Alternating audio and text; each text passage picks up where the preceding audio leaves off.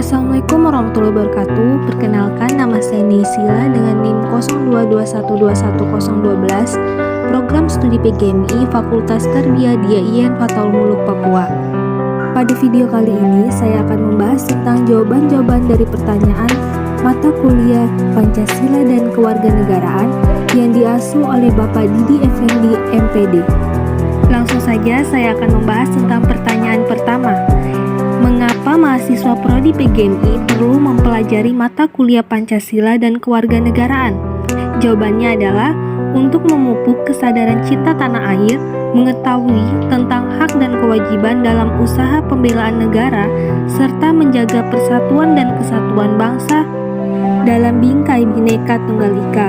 Belajar Pancasila dan Kewarganegaraan sejak kecil dilakukan untuk membentuk anak yang baik bagi penerus bangsa, karena pada akhirnya anak-anak inilah yang akan terjun ke masyarakat kelak nanti, dan mereka juga harus mengerti arti dari nilai-nilai yang terkandung dalam Pancasila serta Undang-Undang Dasar 1945, dan dapat mengaplikasikannya serta mencontohkannya dalam kehidupan sehari-hari, bukannya kita malah mengubah ataupun menghancurkan negara kita ini. Oleh sebab itu, Pancasila Kewarganegaraan sejak dini sangat penting disampaikan pada anak-anak kita.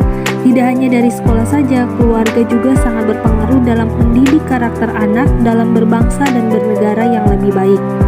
Sekarang ini yang harus dilakukan oleh Menteri Pendidikan adalah mengajak sekolah-sekolah untuk memaksimalkan tenaga pengajar agar dapat menyampaikan materi kewarganegaraan dengan baik. Pendidikan kewarganegaraan ini tidak hanya sampai kita sekolah dasar saja, namun saat mahasiswa kita akan kembali mempelajari pendidikan kewarganegaraan yang sekarang di kampus-kampus hanya disebut dengan kewarganegaraan Pancasila atau lain sebagainya. Pertanyaan yang kedua, menurut Anda, apakah Pancasila sudah sesuai menjadi ideologi bangsa Indonesia? Jawabannya adalah Pancasila sudah menjadi dasar negara dan ideologi sesuai dengan kebutuhan bangsa Indonesia agar berkehidupan damai dan mencapai tujuan bersama. Kesalahannya hanya pada oknum yang melakukan penyelewengan dan membuat keraguan pada Pancasila itu sendiri.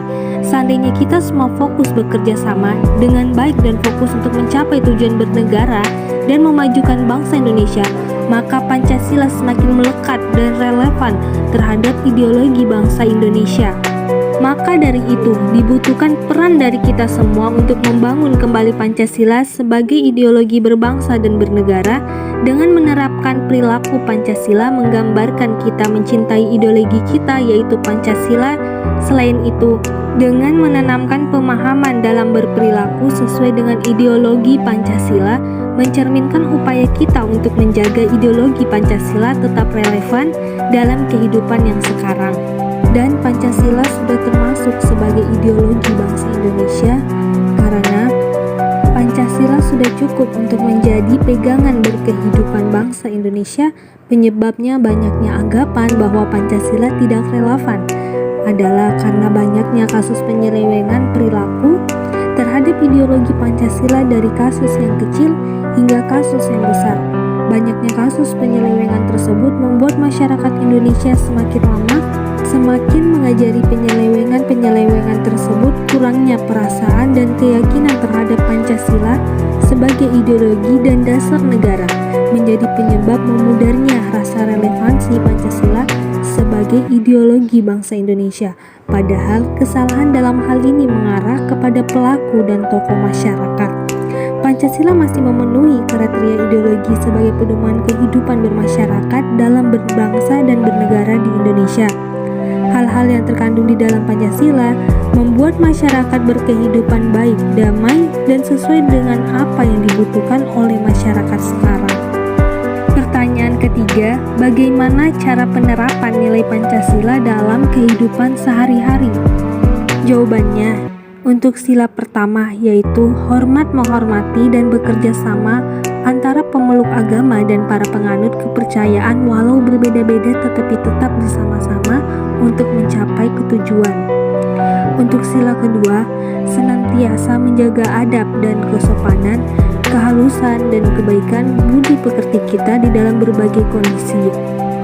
Untuk sila ketiga, cinta pada tanah air untuk menjaga persatuan dan kesatuan. masyarakat karena menyadari bahwa kita bertanah air yang satu, yaitu Indonesia. Sila keempat, mewujudkan, menumbuhkan, mengembangkan, serta meningkatkan kesadaran akan tanggung jawab para pengambil keputusan di dalam pengelolaan lingkungan hidup tersebut. Sila kelima, meningkatkan kepekaan sosial dengan mengadakan kegiatan yang dapat membantu sesama seperti bakti sosial, donor darah, konser amal, dan lain sebagainya yang ada di lingkungan kita. Pertanyaan yang keempat, jelaskan sistem pemerintahan Indonesia mulai kemerdekaan sampai sekarang. Yang pertama yaitu sistem pemerintahan periode 1945 sampai 1949. Sistem pemerintahan awal yang digunakan oleh Indonesia adalah sistem pemerintahan presidensial. Namun seiring datangnya sekutu dan dicetuskannya maklumat Wakil Presiden nomor 10 tanggal 16 November 1945, terjadi pembagian kekuasaan dalam dua badan, yaitu kekuasaan legislatif dijalankan oleh Komite Nasional Indonesia Pusat atau KENIP, dan kekuasaan-kekuasaan lainnya masih tetap dipegang oleh Presiden sampai tanggal 14 November 1945. Berdasarkan maklumat pemerintah 14 November 1945 ini, kekuasaan eksekutif yang semula dijalankan oleh Presiden beralih ke tangan Menteri sesuai konsekuensi dari bentuknya sistem pemerintahan parlementer. Kedua, sistem pemerintahan periode 1949 sampai 1950, di mana menggunakan sistem pemerintahan parlementer semu atau kuisi parlementer, dan adanya konferensi meja bundar atau KMB antara Indonesia dengan delegasi Belanda menghasilkan keputusan pokok bahwa kerajaan Belanda mengakui kedaulatan Indonesia sepenuhnya tanpa syarat dan tidak dapat dicabut kembali kepada RIS selambat-selambatnya pada tanggal 30 Desember 1949. Dengan ditetapkannya konstitusi RIS, sistem pemerintahan yang digunakan adalah parlementer. Namun karena tidak seluruhnya diterapkan, maka sistem pemerintahan saat itu disebut parlementer semu. Yang ketiga, sistem pemerintahan periode 1950 sampai 1959 dengan sistem pemerintahan parlementer, di mana Undang-Undang Dasar Sementara atau UUDS 1950 adalah konstitusi yang berlaku di negara Republik Indonesia sejak 17 Agustus 1950 hingga dikeluarkannya Dekret Presiden 5 Juli 1959 pemilihan umum 1955 berhasil memilih konstitusi sebagai demokratis, namun konstituante gagal membentuk konstitusi baru hingga berlarut-larut. Pada 5 Juli 1959 pukul 17.00, Presiden Soekarno mengeluarkan dekret yang diumumkan dalam upacara resmi di Istana Merdeka. Isi dekret Presiden pada tahun 1959 antara lain: yang satu, kembali berlakunya Undang-Undang Dasar 1945 dan tidak berlakunya lagi Undang-Undang Dasar sementara 1950. Yang kedua, pembubaran konstituante. Yang ketiga, pembentukan MPRS dan DPAS. Dikeluarkannya dekret Presiden ini diiringi dengan perubahan sistem pemerintahan dari parlementer ke presidensial. Yang keempat, sistem pemerintahan periode 1959 sampai 1966, yaitu Orde Lama atau demokrasi terpimpin. Sistem pemerintahannya adalah presidensial, di mana pada tanggal 5 Juli 1959 Presiden Soekarno mengeluarkan dekret Presiden. Latar belakang dikeluarnya dekret ini adalah kehidupan politik yang dikarenakan jatuh bangunnya kabinet dan persaingan partai politik yang semakin menajam, kegagalan konstituante dalam menyusun Undang-Undang Dasar, dan terjadinya gangguan keamanan berupa pemberontakan bersenjata di daerah-daerah. Isi dekret Presiden tanggal 5 Juli 1959 yang pertama, tidak berlakunya Undang-Undang Dasar sementara 1950 dan berlakunya kembali Undang-Undang Dasar 1945. Yang kedua, pembubaran Badan Konstitusional. Yang ketiga, membentuk DPR sementara dan DPA sementara. Dikeluarkannya dekret Presiden 1959 mengembalikan sistem pemerintahan Indonesia ke sistem pemerintahan presidensial. Yang kelima, sistem pemerintahan periode 1966 sampai 1998 pada Orde Baru dengan sistem pemerintahan presidensial, di mana pada masa Orde Baru 1966 sampai 1998 pemerintah menyatakan akan menjalankan Undang-Undang Dasar 1945 dan Pancasila secara murni dan konsekuen. Namun pelaksanaannya ternyata menyimpang dari Pancasila dan Undang-Undang Dasar yang murni, terutama pelanggaran pasal 23 atau hutang konglomerat, private debt, dijadikan beban rakyat Indonesia atau public debt, dan 33 Undang-Undang Dasar 1945 yang memberi kekuasaan pada pihak swasta untuk menghancurkan hutan dan sumber alam kita. Pada masa Orde Baru, Undang-Undang Dasar 1945 juga menjadi konstitusi yang sangat sakral, di antara melalui sejumlah peraturan. Yang keenam, sistem pemerintahan periode 1998 hingga sekarang, yaitu sistem pemerintahan presidensial. Sistem pemerintahan Republik Indonesia menurut Undang-Undang Dasar 1945 tidak menganut suatu sistem dari negara manapun, melainkan suatu sistem yang khas bagi bangsa Indonesia. Hal ini tercermin dari proses pembentukan Bangsa Negara Kesatuan Republik Indonesia atau NKRI yang digali dari nilai-nilai kehidupan bangsa Indonesia sendiri.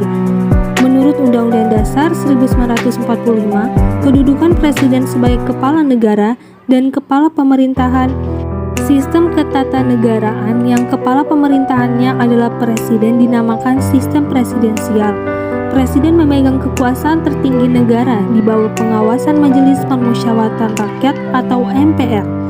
Dalam pelaksanaan sistem pemerintahan ini, terdapat beberapa perubahan pokok-pokok sistem pemerintahan Indonesia sebelum dan sesudah amandemen Undang-Undang Dasar 1945. Sistem pemerintahan negara Indonesia berdasarkan Undang-Undang 1945 sebelum diamandemenkan, yang menjadi pokok dari sistem pemerintahan Indonesia berdasarkan UUD 1945 sebelum diamandemenkan tertuang dalam penjelasan UUD 1945 tentang 7 kunci pokok sistem pemerintahan negara tersebut sebagai berikut. Yang pertama, Indonesia adalah negara yang berdasarkan atas hukum atau Rechtsstaat. Yang kedua, sistem konstitusional. Yang ketiga, kekuasaan negara yang tertinggi di tangan Majelis Permusyawaratan Rakyat. Yang keempat, presiden adalah penyelenggara pemerintah negara yang tertinggi di bawah MPR. Yang kelima, presiden tidak bertanggung jawab kepada Dewan Perwakilan Rakyat atau DPR. Dan keenam, menteri negara ialah pembantu presiden. Selain itu, menteri negara tidak bertanggung jawab kepada Dewan Perwakilan Rakyat. Terakhir, sistem pemerintahan negara Republik Indonesia setelah amandemen UUD 1945 sebagai berikut. Yang pertama, bentuk negara kesatuan dengan prinsip otonomi daerah yang luas, wilayah negara terbagi dalam beberapa provinsi. Yang kedua, bentuk pemerintahan adalah negara republik, sedangkan untuk sistem pemerintahan yaitu presidensial. Yang ketiga, presiden adalah kepala negara dan sekaligus kepala pemerintahan. Presiden dan wakil presiden dipilih secara langsung oleh rakyat dalam satu paket. Keempat, kabinet atau menteri diangkat oleh presiden dan bertanggung jawab kepada presiden. Kelima, parlemen terdiri atas dua bagian atau bikameral, yaitu Dewan Perwakilan Rakyat (DPR) dan Dewan Perwakilan Daerah atau DPD. Para anggota dewan yaitu anggota MPR. DPR memiliki kewenangan legislatif dan kewenangan mengawasi jalannya pemerintahan. Yang keenam, kekuasaan yudikatif dijalankan oleh Mahkamah Agung dan badan peradilan di bawahnya. Sistem pemerintahan ini juga mengambil unsur-unsur dari sistem pemerintahan parlementer dan melakukan pembaharuan untuk menghilangkan kelemahan-kelemahan yang ada dalam sistem presidensial. Pertanyaan kelima, jelaskan manfaat mempelajari wawasan Nusantara. Jawabannya, untuk menjaga persatuan dan kesatuan, keberagaman suku, ras, bahasa, agama, dan adat istiadat, maka diperlukan pemahaman akan wawasan Nusantara. Wawasan Nusantara merupakan cara pandang bangsa terhadap diri dan lingkungan dengan tujuan menjaga kesatuan dan kesatuan serta keutuhan bangsa Indonesia. Beberapa manfaatnya. Yang pertama, manfaat wawasan Nusantara diterima dan diakui sebagai konsepsi Nusantara di forum internasional. Yang kedua, wawasan Nusantara menjadi salah satu sarana integrasi nasional. Yang ketiga, meningkatkan rasa nasionalisme warga negara. Yang keempat, meningkatkan sikap patriotisme dan membela tanah air segenap jiwa raga. Yang keempat, wawasan Nusantara menghasilkan cara pandang tentang keutuhan wilayah Nusantara dan perlu diperhatikan atau diperlukan oleh bangsa Indonesia.